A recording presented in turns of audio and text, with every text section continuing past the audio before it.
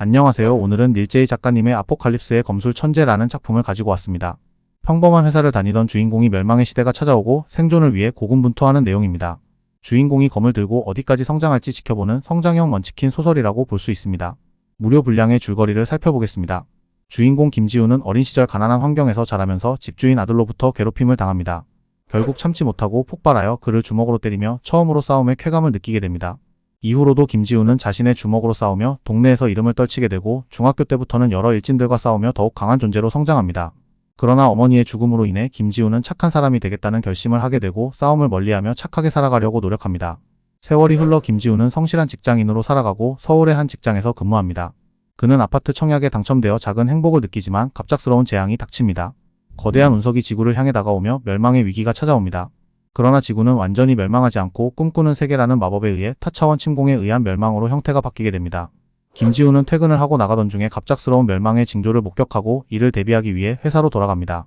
김지우가 회사로 돌아가는 도중 신입사원 최미연이 그를 부르며 따라오고 두 사람은 함께 회사 건물로 들어가서 생존을 위해 필요한 물품을 챙기고 옥상으로 이동합니다. 이때부터 김지우와 최미연은 함께 아포칼립스 세상에서 생존을 도모하게 됩니다. 김지우는 회사 옥상에서 신입사원 최미연과 함께 살아남기 위한 방어 태세를 갖추고 고블린들의 침공을 관찰하며 대비합니다. 그는 자신의 상태 창과 재능창을 확인하고 주어진 능력을 활용해 생존을 도모합니다. 김지우와 최미연은 고블린들이 옥상 문을 두드리며 공격해오자 긴장감을 놓지 않고 상황을 지켜봅니다. 다행히 고블린들이 자리를 떠나며 잠시나마 휴식을 취하게 됩니다. 이들은 밤이 지나고 아침이 되자 내려가서 다시 건물 안을 탐색하기로 의논합니다.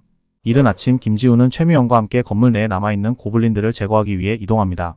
그는 최미연에게 방패를 주어 고블린의 공격을 막게 하고 자신은 검으로 고블린을 하나씩 처치합니다. 전투 중 김지우는 첫 번째 보상으로 랜덤 스킬 획득을 선택하여 눈보다 잘 보는 귀라는 스킬을 얻게 됩니다. 이 스킬은 김지우에게 청력을 극대화해 적의 위치를 정확히 파악할 수 있게 해줍니다. 최미연도 첫 번째 보상으로 아이스 블렛이라는 스킬을 획득하여 얼음으로 된 총알을 손끝에서 만들어 적을 공격할 수 있게 됩니다. 김지우와 최미연은 6층으로 내려가며 남은 고블린들을 처리하기 시작합니다. 김지우는 눈보다 잘 보는 귀 스킬을 활용해 적의 위치를 파악하고 최미연은 아이스 블렛 스킬을 사용해 고블린들을 원거리에서 공격합니다.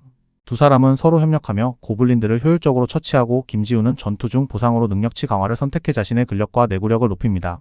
이들은 계속해서 고블린들을 상대하며 점점 더 많은 적들과 맞서 싸웁니다.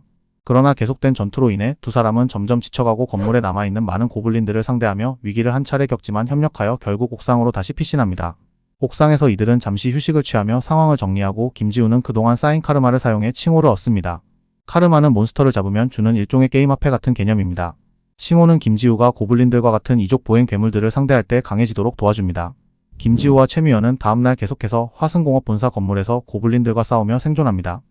최미연은 총을 보상으로 받아 고블린들을 손쉽게 처치하며 김지우는 자신의 육체 능력이 한계를 초월했음을 깨닫습니다. 그들은 건물 안의 모든 고블린을 처치하고 보상을 받게 됩니다. 김지우는 민첩 능력치를 한계 돌파시키고 재능을 강화하며 강력한 힘을 얻게 됩니다. 이 과정에서 임시 안전지대가 생성되어 건물을 안전하게 사용할 수 있게 됩니다. 안전지대를 지정하기 위해서는 특정 건물이나 공간이어야 하는데 적들은 이 공간을 인식하지 못하게 되며 내부의 생존자들은 공격받지 않습니다. 안전지대를 유지하기 위해 카르마가 소모되고 특정 인물에게 소유권이 주어지면서 소유자는 권한을 일부 타인에게 줄 수 있습니다. 김지우와 최미연은 안전지대의 혜택을 누리며 잠시 휴식을 취합니다. 이후 지하 2층에서 회사의 사장 최덕배와 그의 비서를 발견하게 됩니다. 최덕배는 자신이 이 건물의 주인이며 안전지대를 자신에게 넘기라고 요구합니다.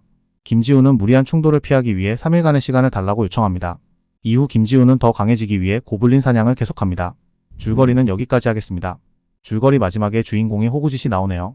자신을 괴롭히던 사장이 뻔뻔하게 안전지대 소유권을 넘기라고 요구하는데 관리자 권한으로 추방하면 될 것을 왜 쓸데없이 고민하는지 모르겠습니다. 과거에 사장에게 도움을 받았거나 이유가 있다면 이해하는데 오히려 안전지대를 내놓으라고 하는데 참는 모습이 답답하게 합니다. 아포칼립스 시대로 변한 세상에서 이제 더 이상 자신의 사장이 아닌데 주인공의 행동 때문에 저는 고구마를 먹은 듯한 느낌을 받았습니다. 이후에 주인공의 아빠가 나오는 부분까지 읽어봤는데 이 소설은 제 취향은 아닌 것 같습니다. 아쉬운 점 몇 가지만 보완하면 재밌는 소설인 것 같은데 아포칼립스의 세계에서 다양한 스킬들과 화폐 개념인 카르마, 그리고 안전구역, 상점 스킬이 있는 아이까지 다양한 소재를 넣은 점은 좋았던 부분입니다. 주인공 김지우가 검 휘두르는 동작을 세밀하게 묘사한 내용이 재밌게 읽었고 사람들의 욕망과 탐욕이 적나라하게 보여준 점도 좋았습니다. 감사합니다.